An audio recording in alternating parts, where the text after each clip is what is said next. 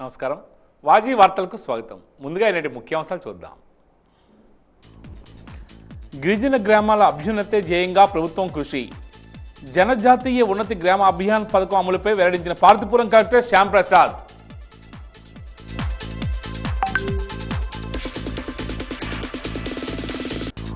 ఉల్లాసంగా ఉత్సాహంగా సాగిన వాజీ హౌసీ బహుమతి ప్రదానం. విజేతలను అభినందించిన ఐసిడిఎస్ ప్రాజెక్ట్ డైరెక్టర్ శాంతకుమారి.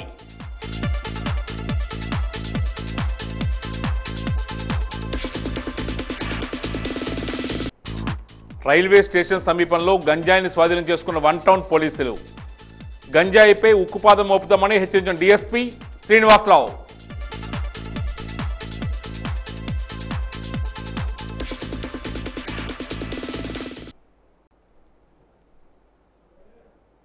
ఇక వివరాలకు వెళ్తే, గిరిజన గ్రామాల అభివృద్ధికి కేంద్ర ప్రభుత్వం ప్రధానమంత్రి జనజాతీయ ఉన్నతి గ్రామ అభియాన్ పథకాన్ని అమలు చేస్తుందని పార్వతీపురం జిల్లా కలెక్టర్ శ్యాంప్రసాద్ తెలియజేశారు. కలెక్టర్ కార్యాలయంలో పార్వతీపురం ఐటీడీఏ ప్రాజెక్టు అధికారి శ్రీ వాత్సవాతో కలిసి నిర్వహించిన విలేకరుల సమావేశంలో ఈ పథకం వివరాలను జిల్లా కలెక్టర్ తెలియజేశారు. పథకం పోస్టర్ను విడుదల చేశారు. ఈ సందర్భంగా ఆయన మాట్లాడుతూ, ఈ పథకం ద్వారా వచ్చే 5 సంవత్సరాల్లో దేశవ్యాప్తంగా 20 లక్షల ఇల్లు నిర్మాణం, సోలార్ విద్యుత్ సౌకర్యం కల్పన, 25,000 కిలోమీటర్ల రోడ్డు నిర్మాణం, 1000 సంచార్ మెడికల్ యూనిట్లు, 1000 ఆదివాసీ అద్దె గృహాలు, 8,000 అంగన్వాడీ సెంటర్లు, ఎఫ్ఆర్ఏ పట్టా భూములు గల వారికి ఆదాయం రెట్టింపు చేయడం వంటి 25 కార్యాచరణ అమలు చేస్తున్నట్లు జిల్లా కలెక్టర్ తెలియజేశారు.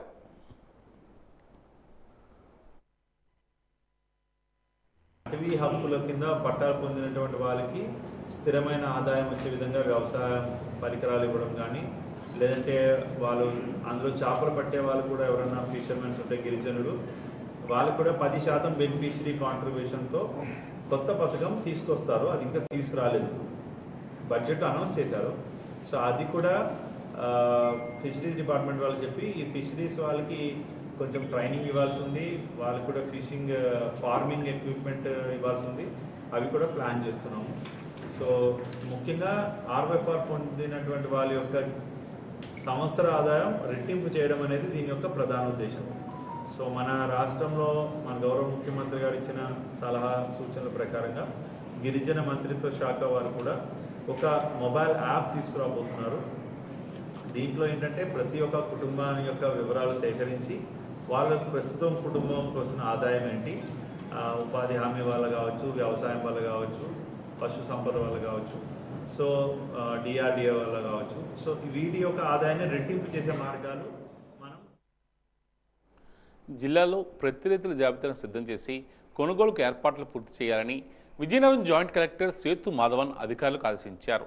ప్రతి కొనుగోలు ప్రక్రియను ప్రారంభించేందుకు తన ఛాంబర్లో నిర్వహించిన సమీక్ష సమావేశంలో ఆయన మాట్లాడుతూ, జిల్లాలో నవంబర్ 2వ వారం నుంచి ప్రతి కొనుగోలు కేంద్రాలను ప్రారంభించాలని, ఆలోగా వాటికి సంబంధించిన ఏర్పాట్లు చేయాలని సూచించారు. రాజ్యం, రామభద్రపురాల్లో కొనుగోలు కేంద్రాలను ఏర్పాటు చేస్తున్నట్లు తెలియజేశారు. ప్రతి రైతు తాము పండించిన ప్రతిని ప్రభుత్వం ఏర్పాటు చేసిన కొనుగోలు కేంద్రాలకు తీసుకొచ్చి కనీస మద్దతు ధర పొందేలా చూడాలని జేసీ కోరారు.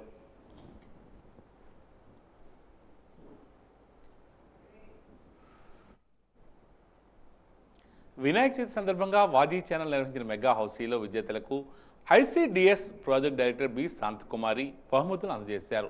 ఈరోజు ఉదయం వాజీ కార్యాలయంలో నిర్వహించిన కార్యక్రమంలో ఆమె పాల్గొన్నారు. ఈ సందర్భంగా ఆమె మాట్లాడుతూ, పారదర్శకంగా వార్తలు అందించడంలో గుర్తింపు పొందిన వాజీ ఛానల్ మహిళా గర్జన వంటి సామాజిక ప్రజా చైతన్య కార్యక్రమాలను కూడా నిర్వహించడం అభినందనీయమని పేర్కొన్నారు. పండుగ ఏదైనా ప్రజలకు హౌసీ నిర్వహించడమే కాకుండా ఆకర్షణీయమైన బహుమతులు అందజేయడం, సంస్కృతి సాంప్రదాయాలను గౌరవిస్తూ రంగోలీ పోటీలు నిర్వహించి మహిళలను ప్రోత్సహించడం సంతోషదాయకమని తెలియజేశారు. ఈ సందర్భంగా విజేతలను ఆమె అభినందించారు.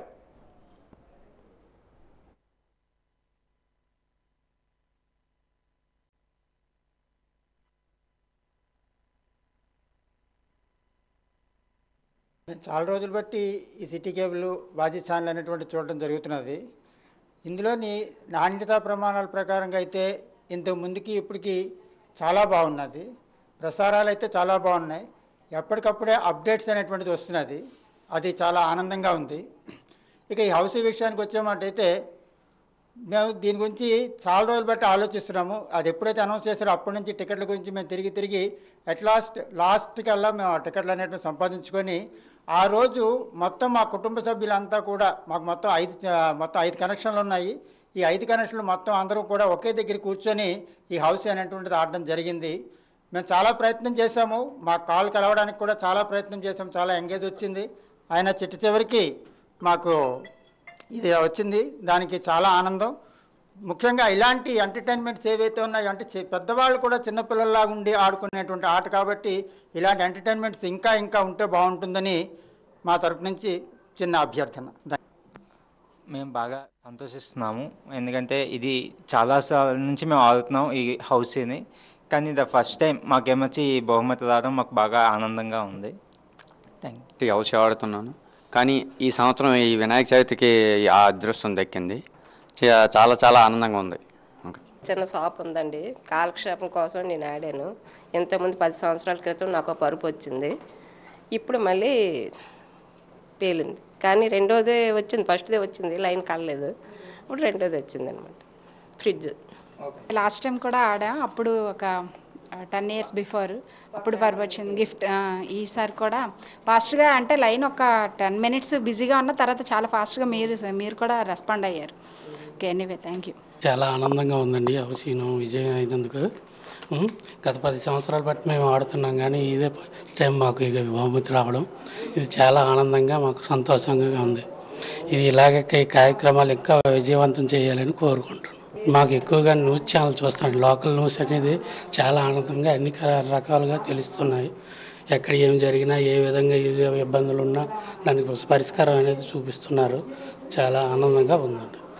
చాలా హ్యాపీగా ఉంది ఇన్ని వస్తువులు వచ్చినందుకు. నేను చాలాసార్లు సంవత్సరాల పాటు ఆడుతున్నాను కానీ ఎప్పుడు రాలేదు. ఇదే ఫస్ట్ టైము. చాలా ఆనందంగా ఉంది. వినాయక చవితి ఇవన్నీ చూస్తాము. అదే ప్రోగ్రాం హౌస్ సినిమాలు అవి చూస్తాం సార్. పడితెల్లమ్మ అమ్మవారి జాతర అన్నీ లైవ్ బాగుంటాయి సార్. వాజీ హౌస్ పెట్టారండి, మెగా హౌస్. మేము మెగా హౌస్లో పాల్గొన్నాం. చాలా సంతోషంగా ఉంది. మాకు ఫ్రిడ్జ్ పోయింది. యాక్చువల్ ఫ్రిడ్జ్ రావాలని ఆడాము. ఫ్రిడ్జ్ లాస్ట్ 7 కౌన్సిలర్స్ విద్యార్థిగా ఫ్రిడ్జ్ వచ్చింది. వాజీ ఎండి గారికి చాలా థ్యాంక్స్. ఇలాంటి బహుమతులు ఇంకా ఎన్నో పెడతారని కోరుకుంటున్నాను. ఎండి గారికి చాలా థ్యాంక్స్ అండి. నర్సీపట్నం నుంచి వచ్చాం సార్. మాకు 6వ ప్రైజు 1 గ్రామ్ గోల్డ్ వాజీ కేబుల్ నుంచి వినాయక చవితి సందర్భంగా పెట్టారు. అందులో మేము హౌసీ అవి గెలుచుకున్నాము. మాకు వాజీ ఛానల్స్లో ప్రోగ్రామ్స్ బాగా నచ్చుతాయి. అందులో ఎక్కువగా సాంగ్స్ను ఓల్డ్ సినిమాలు చూస్తుంటాము. మాకు ఈ గిఫ్ట్ వాజీ కేబుల్ ద్వారా వచ్చినందుకు చాలా హ్యాపీగా ఫీల్ అవుతున్నాము. ఇలాంటివి చాలా బాగా చేయాలని కోరుకుంటున్నాం సార్. అయితే వాజీ ఛానల్ చాలా విశిష్టమైన కార్యక్రమాలు, ప్రత్యేకమైన కార్యక్రమాలు నిర్వహిస్తున్నారు. ఈ మధ్య కాలంలోనే మహిళా గర్జన అనే మంచి కార్యక్రమాన్ని నిర్వహించారు.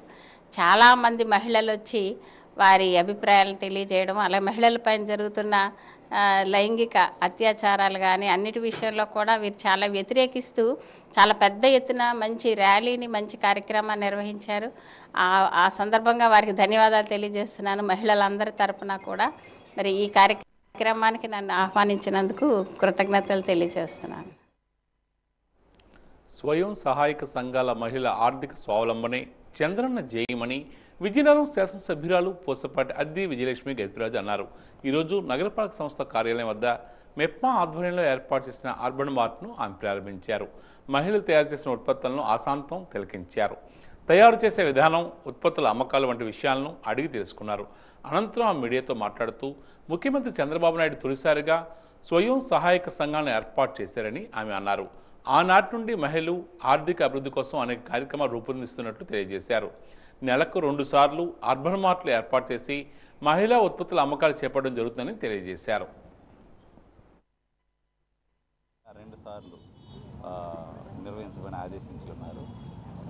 శ్రీకాకుళం విశాఖపట్నంలో ఈ అర్బన్ మార్కెట్లు గత నెలలో ఓపెన్ అవ్వడం అవి విజయవంతం కావడం ఇవి రాష్ట్రంలో మొత్తం అన్ని పురపాలక సంఘాలు నగరపాలక సంస్థల్లో నెలకు 2 సార్లు ఈ అర్బన్ మార్కెట్లని నిర్వహించాల్సిన ఆదేశాలు ఇచ్చినందున ఆ ఆదేశాల మేరకు ఈరోజు ఈ అర్బన్ మార్కెట్ ఓపెన్ చేయడం జరిగింది.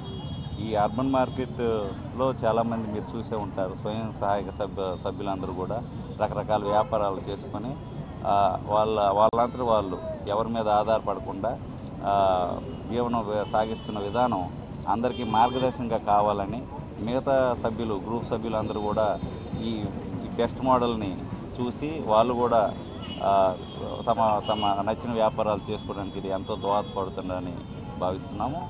కాబట్టి వీరు తయారు చేసిన చాలా వస్తువులు స్టాల్స్లో అమ్మడం చూస్తున్నాం. మీరందరూ కూడా నగరవాసులందరూ కూడా ఎక్కడో కొనే కన్నా ఇక్కడ కూడా కొంటే బాగుంటుంది, వాళ్ళని కూడా ప్రోత్సహించినట్టు అవుతుంది. కాబట్టి ఈ అర్బన్ మార్కెట్లలో అమ్ముతున్న వస్తువుల్లో అందరూ కూడా ఒకసారి చూసి నచ్చినవన్నీ కొని వాళ్ళకి కూడా మీ యొక్క చేయూత అందిస్తారని నగర ప్రజలకు నగరపాలక సంస్థ తరఫున కోరుతున్నాను. మనం స్వయం సంఘ అంటే సెల్ఫ్ హెల్ప్ గ్రూప్స్ వాళ్ళు అందరూ కూడా ఇక్కడ ఒక చిన్న ఎగ్జిబిషన్లో ఏర్పాటు చేశారు. అయితే ఒక నెలకి 2 సార్లు ఈ ఎగ్జిబిషన్స్ అనేది ఏర్పాటు చేస్తూ ఉంటే వాళ్ళ ప్రోడక్ట్స్ ఏమైతే చేస్తారో అది మార్కెట్కి అందుతుందని ఉద్దేశంతో ఇది చేశారు. అయితే వాళ్ళందరూ సెల్ఫ్ హెల్ప్ గ్రూప్స్ ద్వారా ఇవన్నీ తయారీ చేస్తున్నారు.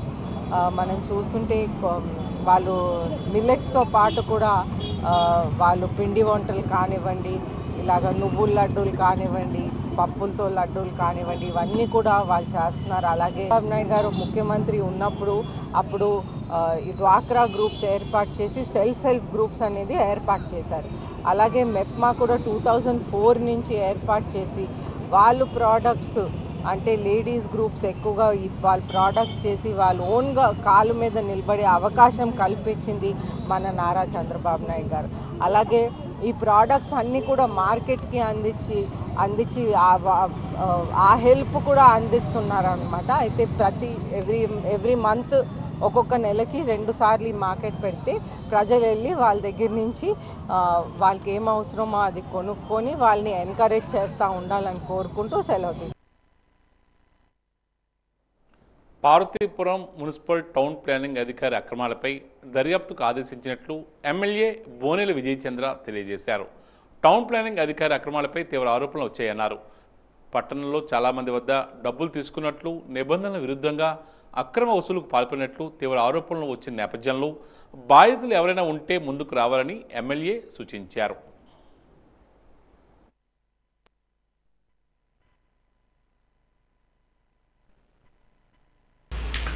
పార్వతీపురం పురపాలక ప్రజలకి ముఖ్య గమనిక విన్నపం. ముందుగా మీ అందరికీ నవరాత్రుల శుభాకాంక్షలు. గత ఆరోపణల దృష్ట్యా మున్సిపాలిటీ టీపీఓ అక్రమాలు జరిగాయి, ఆయన ఎక్కువగా కలెక్షన్ చేశారు, అన్యాయంగా చాలామంది దగ్గర డబ్బులు తీసుకున్నారనే ఆరోపణల నిమిత్తం ఆయన పైన విచారణకి ఆల్రెడీ ఆదేశించడం జరిగింది. ఎవరెవరైతే బాధితులు ఉన్నారో ధైర్యంగా ముందుకు రావాల్సిందిగా కోరుచున్నాను. ఆయనకి రిలీవ్ చేయడం కూడా జరగట్లేదు. న్యాయం కోసం ఇంతకు ముందు నుంచి పోరాడాను.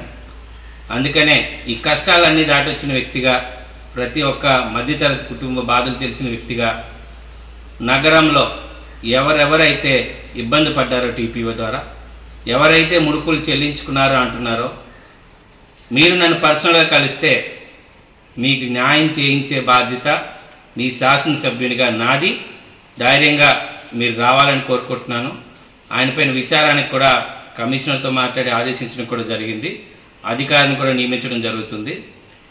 ఈ విషయాన్ని గమనించి అతి త్వరలో అందరూ రావడమని, ఎవరైతే అన్యాయం జరిగిన వాళ్ళందరూ రావాలని కోరుకుంటూ మీ ఎమ్మెల్యే బోనెల విజయచంద్ర. వార్డు పర్యటనలో భాగంగా ఈరోజు విజయనగరం నగరపాలక సంస్థ సహాయ కమిషనర్ తిరుమలరావు వివిధ విభాగాల అధికారులు 11వ డివిజన్లో పర్యటించారు. అంబడసత్రు జంక్షన్ నుండి ప్రారంభమైన వార్డు పర్యటన చందాల వీధి, కోట్ల మాదప వీధి తదితర ప్రాంతాల్లో కొనసాగింది. అక్కడక్కడ సమస్యలను ప్రజలు అధికారుల దృష్టికి తీసుకొచ్చారు. ఈ సందర్భంగా సహాయ కమిషనర్ మాట్లాడుతూ జిల్లా కలెక్టర్ ఆదేశాలతో విజయనగరం నగరపాలక సంస్థ కమిషనర్ సూచనలతో ప్రతి గురువారం వార్డు పర్యటన చేపడుతున్నామని తెలియజేశారు. ఇందులో భాగంగా ఈరోజు 11వ డివిజన్లో పర్యటించి ప్రజా సమస్యలను తెలుసుకుంటున్నామని చెప్పారు. సమస్యలను ఉన్నతాధికారులు దృష్టిలో పెట్టి అవి పరిష్కారం అయ్యే విధంగా చొరవ చూపుతామని తెలియజేశారు. ఈ కార్యక్రమంలో ఏసీపీ మధుసూదన్ రావు, ఏవో సీతారామూర్తి తదితరులు పాల్గొన్నారు.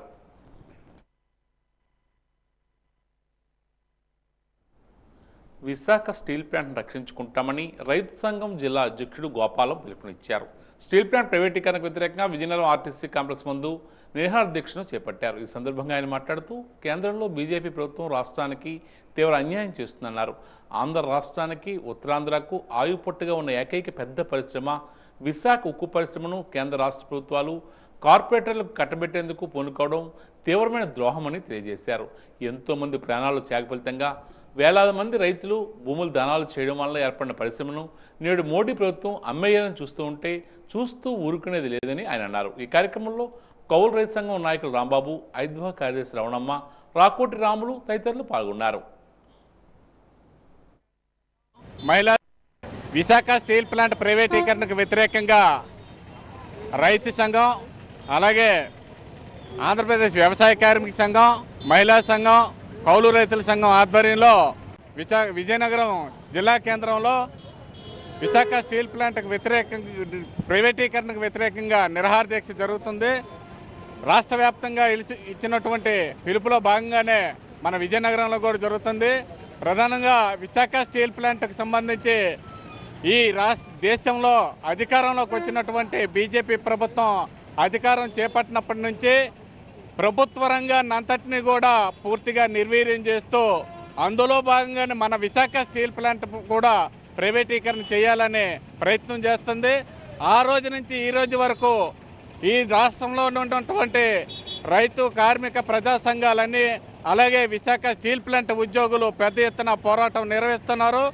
ఈ పోరాటానికి ప్రధాన కారణం బీజేపీ అనుసరిస్తున్నటువంటి విధానాలు. అయితే ఈ రాష్ట్రంలో ఉన్నటువంటి అధికార ప్రతిపక్ష పార్టీలు ఏవైతే ఉన్నాయో ఆ విధానాలను ఏ కోశాన కూడా వ్యతిరేకించకుండా నాటకాలు ఆడుతున్నాయి. మనం గతంలో చూసాము, పార్లమెంట్లో ఏ బిల్లు తీసుకొచ్చిన ఉభయ రాజకీయ పార్టీలు, ఈ రాష్ట్రంలో ఉన్నటువంటి రాజకీయ పార్టీలు మద్దతు ఇస్తున్నాయి. ఇక్కడికి వచ్చేసి రాజకీయంగా రాష్ట్రంలో నాటకాలు ఆడుతున్నాయి. ఈ నాటకాలు ఇప్పటికైనా కట్టుబెట్టి ఈ విశాఖ స్టీల్ ప్లాంట్ ప్రైవేటీకరణ చేయొద్దని చెప్పి పోరాటం. విద్యుత్ స్టేడియం అభివృద్ధికి కృషి చేస్తున్నామని, స్టేడియాన్ని స్పోర్ట్స్ విలేజ్గా తీర్చిదిద్దాలని ఏపీ క్రీడా ప్రాధికారిక సంస్థ vice chairman, managing director Girisha ప్రణాళికలు రూపొందించారని క్రీడా ప్రాధికారిక సంస్థ జిల్లా అధికారి వెంకటేశ్వరరావు పేర్కొన్నారు. రాజు స్టేడియంలో తన కార్యాలయంలో ఈరోజు ఆయన మీడియాతో మాట్లాడారు. స్పోర్ట్స్ స్కూల్ను పునరుద్ధరించబోతున్నామని తెలియజేశారు. దానికి సంబంధించి ప్రణాళికలు కూడా సిద్ధం చేస్తున్నామన్నారు. క్రీడాకారుల ఎంపికలు కూడా త్వరలో చేస్తామన్నారు. 6 కోట్ల రూపాయల నిధులతో మల్టీపర్పస్ ఇండోర్ స్టేడియాన్ని అభివృద్ధి చేయడానికి ప్రణాళికలు వేస్తున్నామన్నారు. విజయనగరం జిల్లాను విజయన్ నగరంగా కాకుండానే క్రీడల నగరంగా తీర్చిదిద్దడానికి అహర్నిశలు శ్రమిస్తున్నట్లు స్పష్టం చేశారు.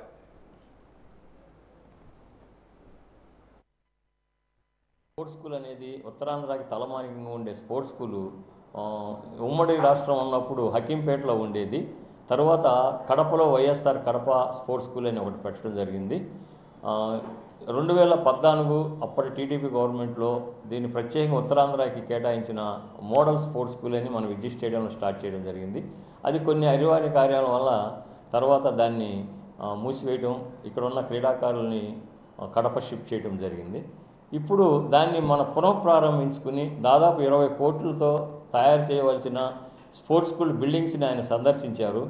ఏ లెవెల్లో ఉన్నాయో చూసి ఆయన ఒక చిన్న ఆశ్చర్యానికి గురై ఇక్కడ ఇంత ప్రశాంతమైన వాతావరణంలో స్పోర్ట్స్ స్కూల్ని మనం మళ్ళీ పునరుద్ధరించాల్సిన ఆవశ్యకత ఉందని ఆయన స్వయంగా ప్రకటించి దానికి సంబంధించిన ఇంజనీర్లను కూడా పిలిచాము. మేము ఆ రోజు రమ్మన్నాం. ఆ ఇంజనీర్ వారికి ఆ బిల్డింగ్స్ కంప్లీట్ చేయడానికి ఎస్టిమేషన్ వేసి ఇమీడియట్లీగా 2 వారాల్లో ఆయన సమర్పించమన్నారు. అదేవిధంగా నాకు డిఎస్డిఓగా నాకు ఇచ్చిన డ్యూటీ ఏంటంటే క్రీడాకారుల్ని సెలక్షన్ చేయడానికి ఏ మౌలిక సదుపాయాలు అవసరం ఉంది, సెలక్షన్ చేసిన తర్వాత వారికి డైట్ ఛార్జెస్ కానీ ఇతర ఖర్చులు ఏమున్నాయో ఒక 2 సంవత్సరాలు సరిపోను మినిమైజ్ చేసుకుని ఏమన్నారు. ఈ మినిమైజ్ బడ్జెట్ తోటి ఇమీడియట్లీ ఆయన మా గౌరవ ముఖ్యమంత్రి గారితోనూ మరియు మా మినిస్టర్ గారు, మా స్పోర్ట్స్ మినిస్టర్ గారు, చాప్ చైర్మన్ గారితో మాట్లాడి ఇదంతా కూడా ఒక 2 months లోపు ఆచరణలోకి తెద్దామని ఆయన ప్రామిస్ చేయడం జరిగింది. నగరంలోని శివాలయం వీధిలో ఉన్న పైడితెల్లం వారి కళ్యాణ మండపంలో చదురుగుడికి సంబంధించిన హుండీ లెక్కింపు నిర్వహించారు. ఈ సందర్భంగా ఆలయ యువ ప్రసాదరావు మాట్లాడుతూ రామతీర్థాలు సహాయ కమిషనర్ వై శ్రీనివాసరావు పర్యవేక్షణలో హుండీ లెక్కింపును నిర్వహించామని తెలియజేశారు. 5/9/2024 నుండి ఈ రోజు వరకు 10,54,690 రూపాయల నగదు, 12 గ్రాముల 100 మిల్లీగ్రాముల బంగారం, 131 గ్రాముల వెండి అమ్మవారి హుండీలో ఉన్నట్లు తెలియజేశారు. పోలీసులు, ఆలయ సిబ్బంది సహాయంతో లెక్కింపు చేసినట్లు ఆయన తెలియజేశారు.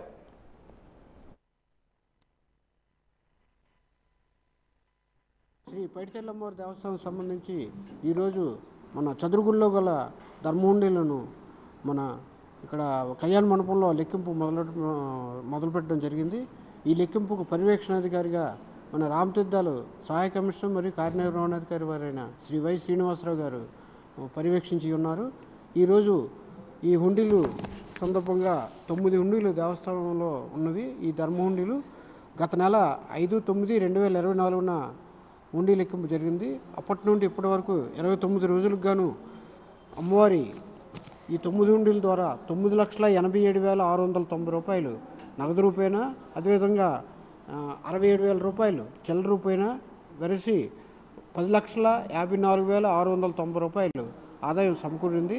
అదేవిధంగా భక్తుల నుంచి బంగారు, వెండి రూపాయన 12 గ్రాముల 100 మిల్లీగ్రాములు బంగారం రూపాయన, అదేవిధంగా 131 గ్రాములు కడియాలు, దండల రూపాయన అమ్మవారికి ఈ సిల్వర్ ఆర్టికల్స్ రూపాయన ఆదాయం సమకూరింది. అదేవిధంగా ఈరోజు జరిగిన హుండీల్లో పాత నోట్లు కూడా భక్తులు ఇప్పటిదాకా వేస్తున్నారు. విజయనగరం శాసనసభ్యురాలు పూసపాటి అద్ది విజయలక్ష్మి గైతిరాజు 1వ డివిజన్ నుండి 15వ డివిజన్ పరిధిలో గల ప్రజల నుండి ఈరోజు వింతలు స్వీకరించారు. ఈరోజు 13వ డివిజన్ సచివాలయం వద్ద ప్రజా దర్బార్ నిర్వహించారు. ఈ సందర్భంగా ఆయా వార్డుకు చెందిన ప్రజలు పెద్ద సంఖ్యలో వచ్చి వారి సమస్యలను వినతి రూపంలో ఎమ్మెల్యేకు సమర్పించారు. ఈ సందర్భంగా శాసనసభ్యురాలు మాట్లాడుతూ ప్రతిరోజు ప్రజలు మా ఇంటికి వచ్చి నాకు అనేక సమస్యలు తెలియజేస్తున్నారని, గౌరవ ముఖ్యమంత్రి నారా చంద్రబాబు నాయుడు ఆదేశాల మేరకు ప్రజల వద్దకు వచ్చి వింతలు తీసుకునేందుకు ఈ కార్యక్రమం నిర్వహించడం జరుగుతుందని తెలియజేశారు. ప్రజల నుండి తీసుకున్న అన్ని వింతలను పరిష్కరించేందుకు కృషి చేస్తామని పేర్కొన్నారు.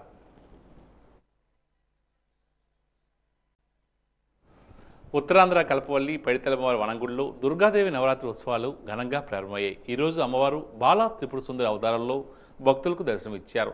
ఈరోజు ఉదయం వేకువజాము నుంచి అమ్మవారికి ప్రత్యేక పూజలు నిర్వహించారు. భక్తులకు ఎలాంటి అసౌకర్యాలు కలగకుండా అన్ని ఏర్పాట్లు చేశారు. ఈ సందర్భంగా ఆలయ పూజారి మాట్లాడుతూ దుర్గాదేవి నవరాత్రి ఉత్సవాల్లో అమ్మవారు రోజుకొక అవతారంలో దర్శనం ఇస్తారని చెప్పారు. ఉత్సవాలను విజయవంతం చేయాలని పిలుపునిచ్చారు.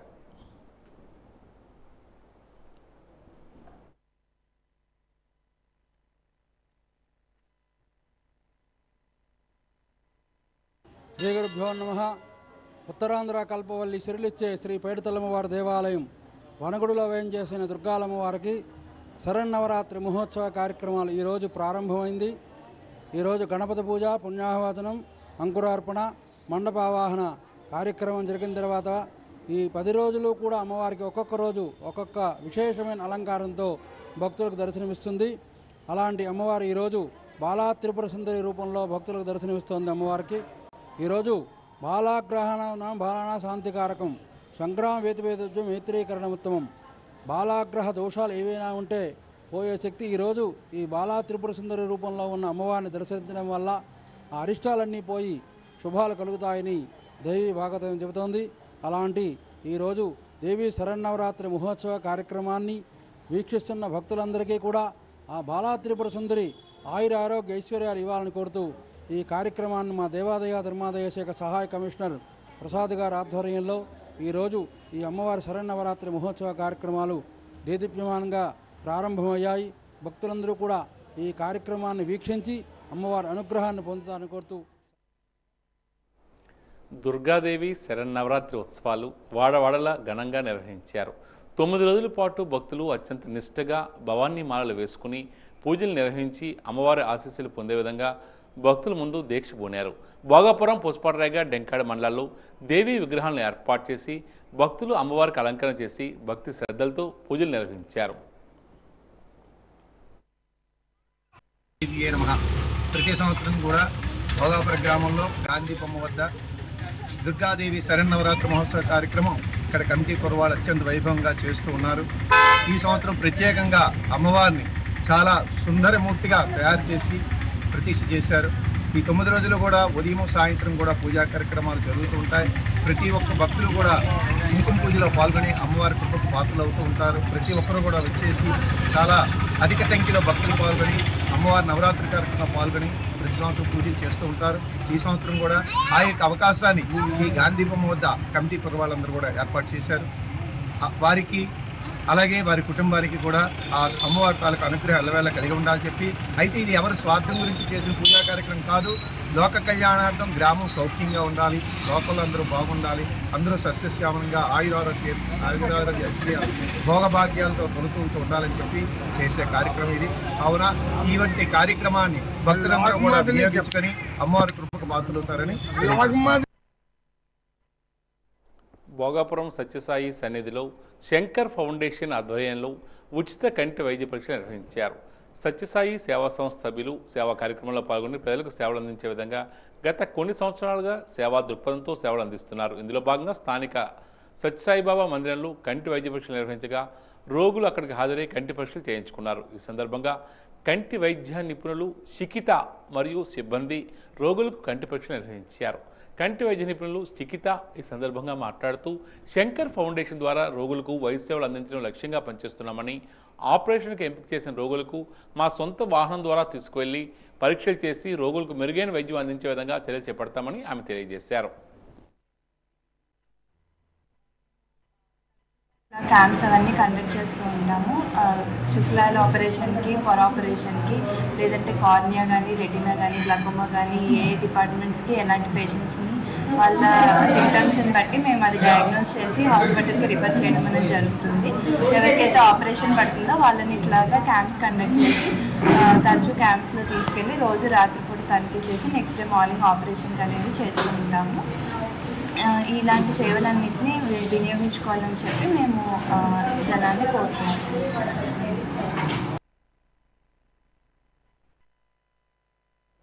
ది బెస్ట్ ఫ్రెండ్స్ అసోసియేషన్ ఆధ్వర్యంలో కొత్తపేట మండపం సమీపంలో కాశీపతిరావు స్మారక భవనంలో కథా పఠన పోటీలు నిర్వహించారు. ఈ సందర్భంగా సంస్థ అధ్యక్షులు ఆకెళ్ల వెంకటేశ్వరరావు మాట్లాడుతూ విద్యార్థులు భాషపై పట్టు సాధించవలసిన అవసరం ఎంతైనా ఉందని తెలియజేశారు.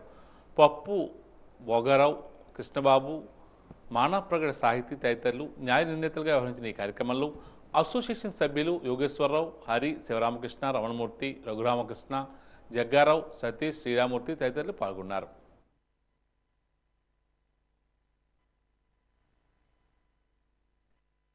దానికి కారణం ఏంటంటే చిన్నప్పుడు ఇంతకుముందు మన పిల్లలు మన తల్లిదండ్రుల వాళ్ళు మనకి కథలు చెప్పడం వల్ల మన జీవితం చక్కగా దిద్దుకొని ఇంతవరకు వచ్చాము. అదే దీనిగా ఈ పిల్లలు కూడా వాళ్ళ జీవితాలను వాళ్ళు చక్కదిద్దుకోవాలనే ఉద్దేశంతో పిల్లల్ని కథలు చదవడం అలవాటు చేయాలని ఈ కార్యక్రమాన్ని మేము చేపట్టాము. బెస్ట్ ఫ్రెండ్స్ అసోసియేషన్ వారు ఈ గాంధీ జయంతి సందర్భంగా కథాపఠన పోటీలు నిర్వహిస్తున్నాం. ఇది వెన్నెల కథలు అనే పుస్తకం ద్వారా 28 కథలు తీసుకుని పిల్లల కథలు వివిధ తరగతుల నుంచి వివిధ క్లాసుల నుంచి వివిధ తరగతుల నుంచి వచ్చారు. 6, 7, 8, 9 తరగతి పిల్లలకు మేము ఈ కాంపిటీషన్ పెడుతున్నాము. దీనికి ఫస్ట్ ప్రైజ్ 2000, సెకండ్ ప్రైజ్ 1000, మూడో ప్రైజ్ 500 ఇస్తున్నాం. ఇది కాక ఇందులో పాల్గొన్న పిల్లలందరికీ కూడా ప్రోత్సాహక బహుమతులన్నీ అందజేస్తున్నాము. మా ముఖ్య ఉద్దేశం మా స్నేహితుడు చెప్పారు కదా, ఏంటంటే ముందు ఇంకా దీన్ని బాగా ఇంప్రూవ్ చేసి అందరి ఆశీస్సులతోనే ముందుకు తీసుకెళ్దామని మా ముఖ్య ఉద్దేశం.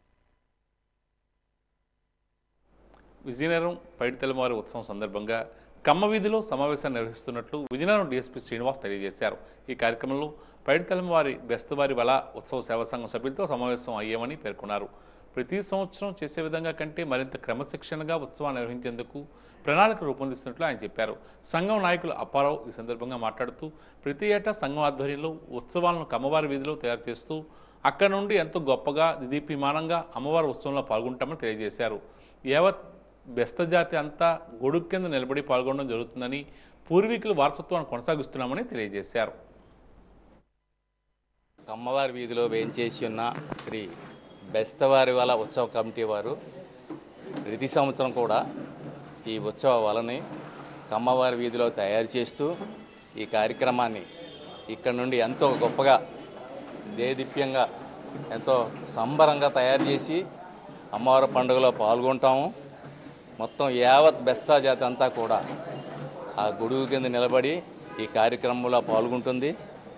మా పూర్వీకుల తాలూకా ఈ వారసత్వాన్ని పుణికిపుచ్చుకొని మేమందరం కూడా అందరూ కూడా సకుటుంబ పరివారంగా అన్నట్టుగా ఈ కార్యక్రమంలో పాల్గొంటాము. ప్రతి సంవత్సరం కూడా ఈ ఉత్సవాన్ని ఒక సంవత్సరం మిన్నగా తయారు చేసుకుంటూ ఆ తల్లి సేవ చేసుకుంటున్నాం.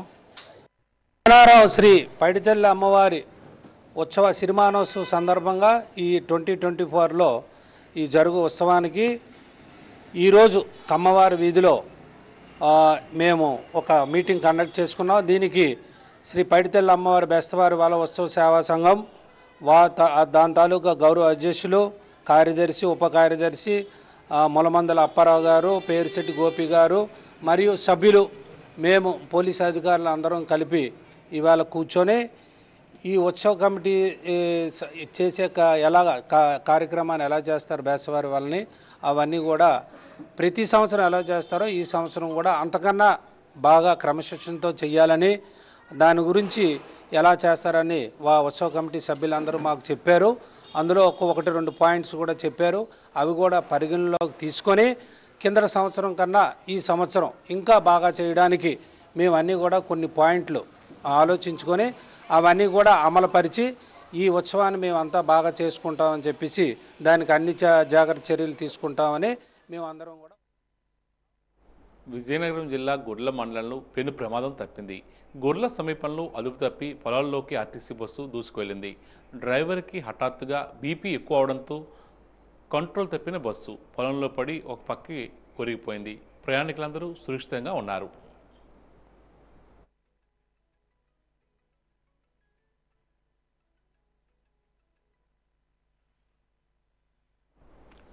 Rotary club district 3020 governor doctor Venkateswararao నిన్న ఒక ప్రైవేట్ అద్దె గృహంలో ఏర్పడిన విలేకరుల సమావేశంలో మాట్లాడారు. ఈ సందర్భంగా ఆయన మాట్లాడుతూ రోటరీ క్లబ్ ద్వారా విస్తృతమైన సేవలు అందిస్తున్నామని తెలియజేశారు.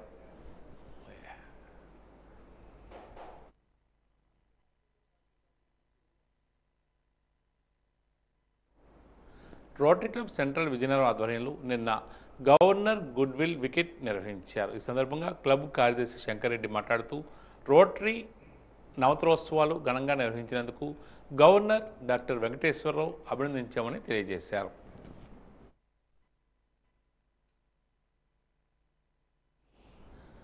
తిరుపతి లడ్డూను కూడా కాలుష్యం చేసిన ఘనత గతంలో పరిపాలించిన వైఎస్ఆర్ పార్టీ ప్రభుత్వానికే దక్కుతుందని విజయనగరం శాసనసభ్యురాలు పూసపాటి అద్ది విజయలక్ష్మి గైతురాజు ఆరోపించారు.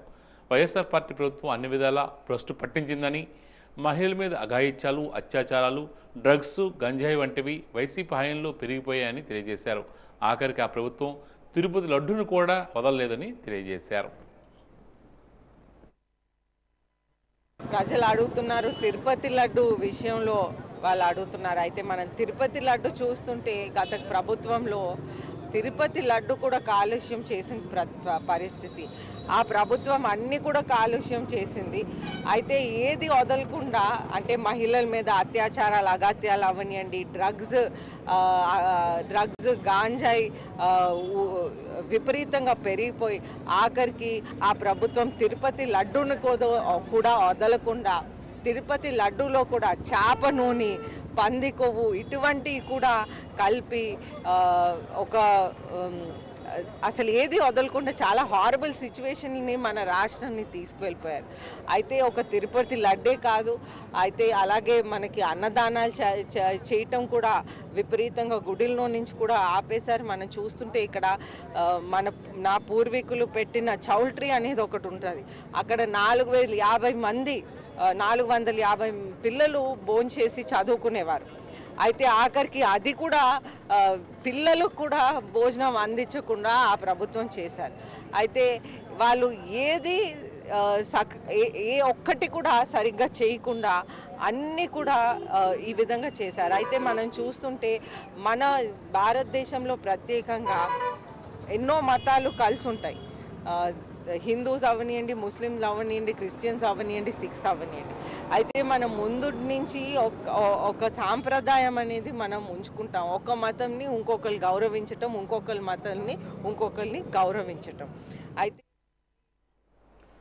ప్రజల సంపదైన R&B స్థలాన్ని PPP మోడల్లో దారాదత్తం చేయాలని కూటమి నాయకులు చూడటం సరికాదని, ఆర్డీఓ కార్యాలయాన్ని ప్రైవేటు వ్యక్తులకు ఇచ్చి ఏమి అభివృద్ధి సాధించారో చెప్పాలని సిపిఎం జిల్లా కార్యదర్శి తమ్మినేని సూర్యనారాయణ ప్రశ్నించారు.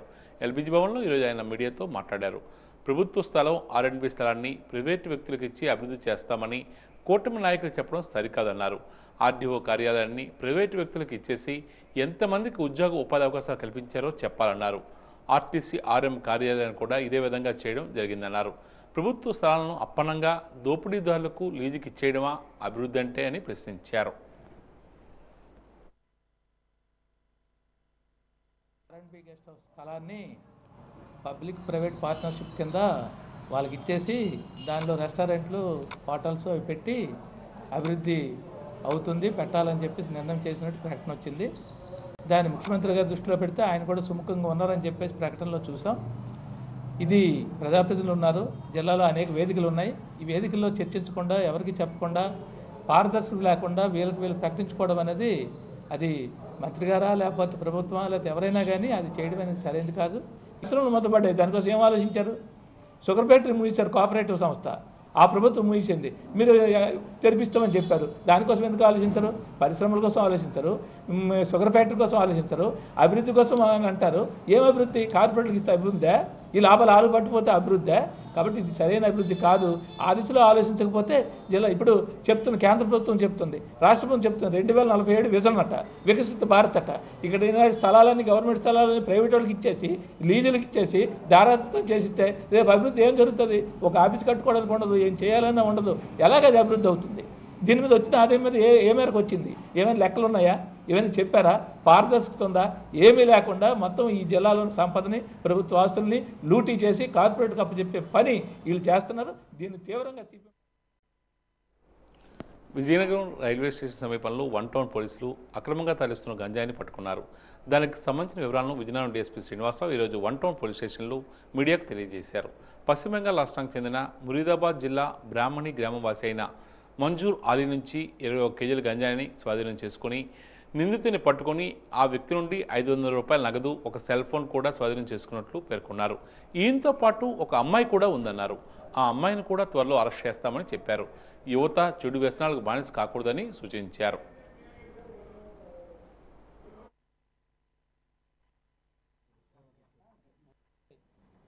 నరేష్ గారు మరియు ఆయన సిబ్బంది విజయనగరం 1 టౌన్ నుంచి బయలుదేరి రైల్వే స్టేషన్కి వెళ్ళారు 11 గంటల సమయంలో. అక్కడ ఒక వ్యక్తి చేతితో 2 బ్యాగులు పట్టుకొని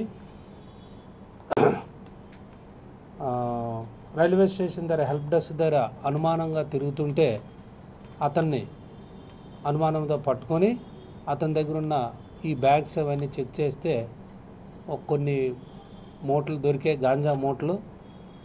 అతన్ని అరెస్ట్ చేసి అతని దగ్గర ఉన్న ప్రాపర్టీ గాంజాని సీజ్ చేసి ఇది ఎక్కడి నుంచి వస్తుందని అతన్ని అడగ్గా అతను ఒక అమ్మాయి ఒరిస్సా రాష్ట్రంలో కోరాపుట్ జిల్లాలో నిన్న రాత్రి 21 కేజెస్ గాంజా కొని అక్కడి నుంచి ట్రైన్లో వచ్చి విజయనగరం, ఇక్కడ నుంచి ముషీరాబాద్ వెస్ట్ బెంగాల్ అక్కడికి వేరే ట్రైన్లో వెళ్ళడానికి ఉన్న సమయంలో టిఫిన్ చేద్దామని బయటకు వచ్చిన సమయంలో నరేష్ ఎస్ఐ గారికి వచ్చిన ఇన్ఫర్మేషన్ మీద ఆయన పట్టుకోవడం జరిగింది. ఆ 21 కేజెస్ సుమారు ఇది వర్త్ 63,000 రూపీస్ ఉంటుంది. ఇది సీజ్ చేసి తీసుకొని రావడం జరిగింది. దీన్ని మన 1 టౌన్ సిఐ ఎస్ శ్రీనివాస్ గారు కేసు రిజిస్టర్ చేసి నమోదు చేసి దర్యాప్తు చేసి ఈ పారిపోయిన ఒక అమ్మాయి తర్వాత వీళ్ళు ఎక్కడ కొన్నారనేది కోరాపుట్లో అది కూడా దర్యాప్తులో ఆ వ్యక్తిని కూడా ట్రేస్ చేసి అతన్ని కూడా అరెస్ట్ చేసి కోర్టు ముందు పెడతాం. అఖిల భారత డ్వాక్రా బజార్ను నగరంలోని పెద్ద చెరువు దిగువ భాగంలో విజయనగరం ఉత్సవాల్లో భాగంగా ఈ నెల 10వ తేదీ నుండి 20వ తేదీ వరకు నిర్వహిస్తున్నామని డిఆర్డీఏ పీడీ కళ్యాణ్ చక్రవర్తి పేర్కొన్నారు. దానికి సంబంధించిన ఏర్పాట్లను ఈరోజు ఆయన పరిశీలించారు. ఈ సందర్భంగా ఆయన మాట్లాడుతూ వివిధ రాష్ట్రాల నుండి మొత్తం 250 స్టాల్స్ ఏర్పాటు చేయడం జరుగుతుందని తెలియజేశారు. స్వయం సహాయక సంఘాల ద్వారా స్టాల్స్ ఏర్పాటు చేస్తామన్నారు. హస్తకళలు, గృహ అలంకరణ, చేనేత ఉత్పత్తులు, ఆహార ఉత్పత్తులు ప్రదర్శనలో ఉంటాయన్నారు. గ్రామీణ పేదరిక నిర్మూలన సంస్థ ఆధ్వర్యంలో చేపట్టిన ప్రదర్శనను ఉచితంగా తిలకించవచ్చునని ఆయన చెప్పారు. దీంతో పాటు ఇదే ప్రాంగణంలో పుష్ప ఫల ప్రదర్శన కూడా ఏర్పాటు చేస్తున్నామన్నారు.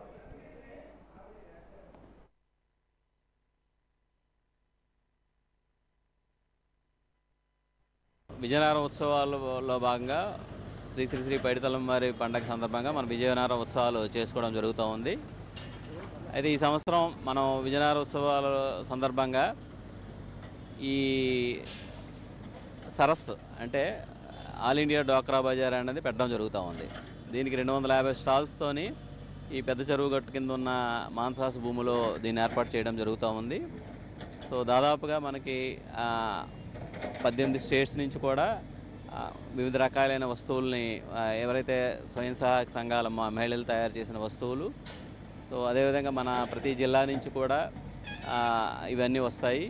సో మనం ప్రతి రాష్ట్రం నుంచి కూడా వాళ్ళందరికీ కూడా ఇంటిమేషన్ ఇచ్చాము, ఇలా ఇక్కడ జరుగుతుంది, అందరూ రమ్మని చెప్పి రిక్వెస్ట్ చేశాము, వాళ్ళు కూడా వస్తున్నారు. సో ఈ కార్యక్రమం అనేది 10వ తారీఖు నుంచి, రేపు 10వ తారీఖు నుంచి 20వ తారీఖు వరకు 10 రోజుల పాటు జరుగుతుంది. సో ఇది అమ్మవారి పండుగ మధ్యలోనే మనకి, సో ఏదైతే 12వ తారీఖు దసరా ఉందో అదేవిధంగా 13, 14 మనం ఎట్లాగైతే విజయనగరం ఉత్సవాలు జరుపుకుంటామో అలాగే 15వ తారీఖు అమ్మవారి సినిమానోత్సవం ఉందో వీటితో పాటు ఈ కార్యక్రమం కూడా నిర్వహించబడుతుంది. అది వచ్చే ఆదివారం 20వ తారీఖు ఆదివారం వరకు ఇది రన్ అవుతుంది. దీనికి సంబంధించిన ఏర్పాట్లు ఏవైతే ఉన్నాయో గ్రౌండ్ లెవెలింగ్ అవనండి, ఇక్కడ 250 స్టాల్కి సంబంధించిన షెడ్ వేయడం అవనివ్వండి, అదేవిధంగా ఏదైతే క్రితసారి మా అమ్మవారి పండుగ సందర్భంగా విజయనగరం ఉత్సవాల్లో భాగంగా మనం ఫ్లవర్ షో అనేది మ్యూజికల్ పెట్టుకున్నాము. దాన్ని కూడా గౌరవ కలెక్టర్ గారు అదేవిధంగా గౌరవ ఎమ్మెల్యే గారు మంత్రి గారు సూచన ప్రకారం అది కూడా ఈ ఓపెన్ ప్లేస్లో ఉంటే కొంత ఈజీగా ఉంటుంది అన్న ఉద్దేశంలో, అంటే ప్రజలకు అనుకూలంగా ఉంటుంది అన్న ఉద్దేశంతో ఫ్లవర్ షో కూడా ఈసారి ఇదే ప్రెమిసెస్లో మనం పెట్టడం జరుగుతాం. ఉత్తరాంధ్ర కడపవల్లి పైడితల్లం వారి పండుగకి ఏర్పాట్లు పూర్తవుతున్నాయి. ఆలయ సుందరీకరణలో భాగంగా ఆలయానికి ఇరువైపులా అవసరమైన రోడ్లకు సంబంధించిన అధికారులు వేయిస్తున్నారు. ఆలయ ఈవో ప్రసాదరావు పర్యవేక్షణలో మురుకాలువలు ఏర్పాటు చేస్తూ రోడ్డు మరమ్మతును కూడా చేస్తున్నారు. పండుగ సమయానికి ఆలయం పూర్తి స్థాయిలో అభివృద్ధి జరుగుతుందని సంబంధిత అధికారులు చెబుతున్నారు. భక్తులకు ఎలాంటి అసౌకర్యం కలగకుండా క్యూలైన్లు కూడా ఏర్పాటు చేస్తున్నారు.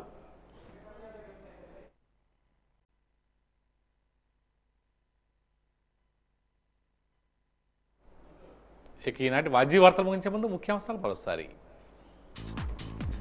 గిరిజన గ్రామాల అభ్యున్నతి ధ్యేయంగా ప్రభుత్వం కృషి. జనజాతీయ ఉన్నతి గ్రామ అభియాన్ పథకం అమలుపై వెల్లడించిన పార్వతీపురం కలెక్టర్ శ్యాంప్రసాద్.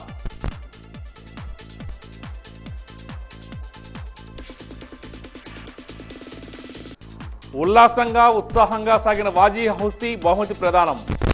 విజేతలను అభినందించిన ఐసిడిఎస్ ప్రాజెక్ట్ డైరెక్టర్ శాంతకుమారి.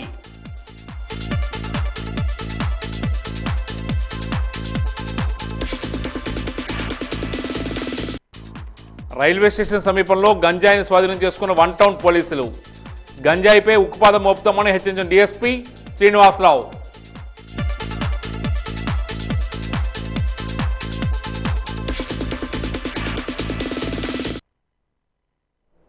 వాజీ వార్తలు ఇంతటితో సమాప్తం. నమస్కారం.